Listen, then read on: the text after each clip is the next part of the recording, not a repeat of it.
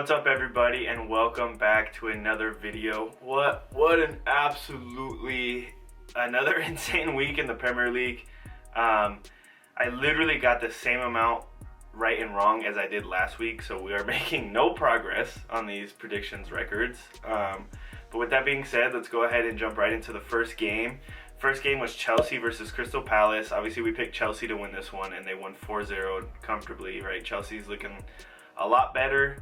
I think Lampard's got them going. All their new signings are coming in, but it's funny because none of them are scoring. It's mostly the guys who were already on the team last year who were providing all the goals for Chelsea. But it'll come. It'll come. We'll see what happens. But yeah, next game is Everton versus Brighton.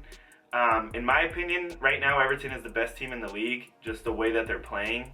The chemistry they have as a team is absolutely unreal. James Rodriguez, probably the best signing of the year so far.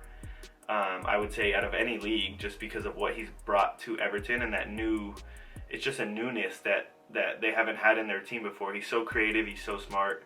But yeah, I think Everton right now, obviously top of the table, best team in the league for sure. We'll see where they're at coming up against Liverpool this upcoming weekend. And I'll give you guys my prediction for that coming up in a couple days. But next game, Leeds versus Man City. I think in my prediction video I said that they might tie, but I also said that we don't do ties or anything like that over here, so we just go for wins and losses. They end up tying 1-1. Great game, honestly.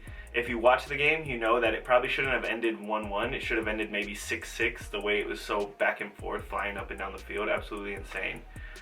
So that one was wrong for me. Next game was Newcastle and Burnley, and I did pick Newcastle to win this game. I don't know what's up with Burnley. It just seems they're not able to hold down at the back as much as they were last year to get the results that they needed. I think maybe they'll kick on towards the middle of the season here in a couple months, but not sure what's gonna happen with that. I think, but Newcastle looks good. Newcastle looks pretty good compared to last year.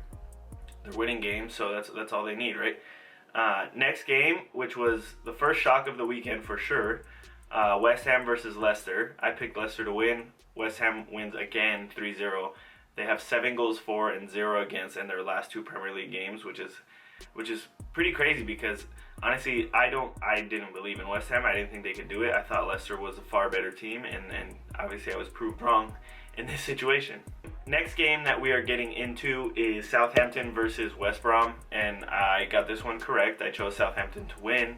West Brom just cannot. It seems like they can't stop getting scored on. All they do is get scored on every game, more than 1 goal, and they struggle scoring. So it's like, obviously I think they were one of my relegated teams. I picked them to be absolutely bottom of the table, last place.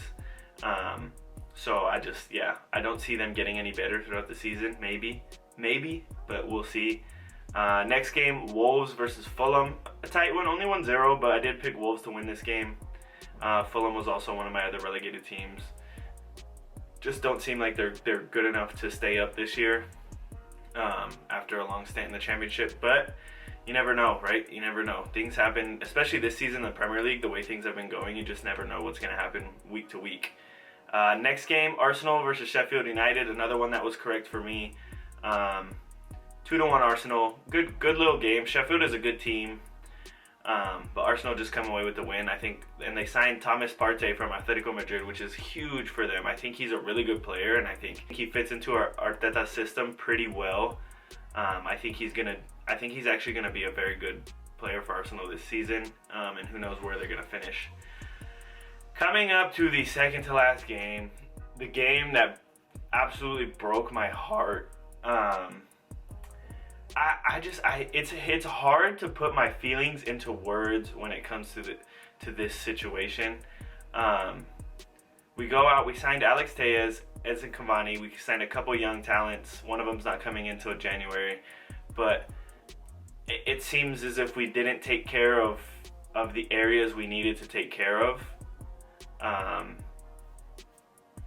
We didn't really. It's disheartening at times, but you always got to sit through it and support your club. I think they need to clear house up top. I think they need to sell the club. I think they need to get rid of Ed Woodward. He's absolutely terrible. he makes the worst decisions of all time, right? Man United easily could have bought the correct players, but they continue to spend big money on the wrong players. Harry Maguire, perfect example. He's probably the worst center back in the entire Premier League, and what bothers me every single day is that Man United paid more money for Harry Maguire than Liverpool paid for Virgil van Dijk. That it eats at me every single day, and it blows my mind that Man United thought he was a good player. I have not liked him since day one, and he continues to prove why he was not worth the amount of money that we spent. Pogba, same thing, right? Pogba is one of my favorite players of recent years, but right now he's just not giving enough. He doesn't care. He's not giving enough to the club, right? So it's either sell him, right, or rip into him and make him play. They said Marcus Rashford after the game went after a couple players and told them that they don't know what it's like to put on a Man United shirt and play for the club and play for Manchester. Like, you know what I mean? That's the guy who should be your captain, not Harry Maguire, who's not worth it. Like, he's just not worth it, right? Give the captaincy to Bruno Fernandes or give it to Rashford, somebody who actually cares to be at the club. It's beyond frustrating as a fan to watch things like this happen. I saw today that Man United have reached out to Pochettino, and they've also reached out to Luis Enrique, and they're looking to replace Oli. I'm okay with that. I'm okay with that, right?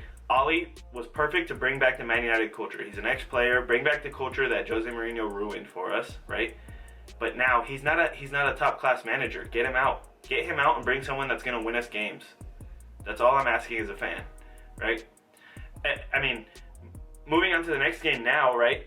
It's like, wow, like if that game was to ruin my day, the following game was to just save the day and make it a little better, with Aston Villa absolutely hammering Liverpool 7-2, right? Liverpool looked shaky. Aston Villa looked great. This was a good result for them, you know what I mean? So we'll see what happens going into the rest of the season. I don't think Liverpool will take another loss like this. That's pretty catastrophic for them, but we'll see what happens. But yeah, I mean that's gonna wrap it up for the prediction results video. I'll always say this every video. I thank you guys for continuing to support me. Please continue to like and subscribe. Leave a comment on your thoughts of what happened this game week. I'd love to chat it up with you guys in the comment section. Yeah, but again, like, subscribe, share with all your friends and family, and I will see you guys on the next video.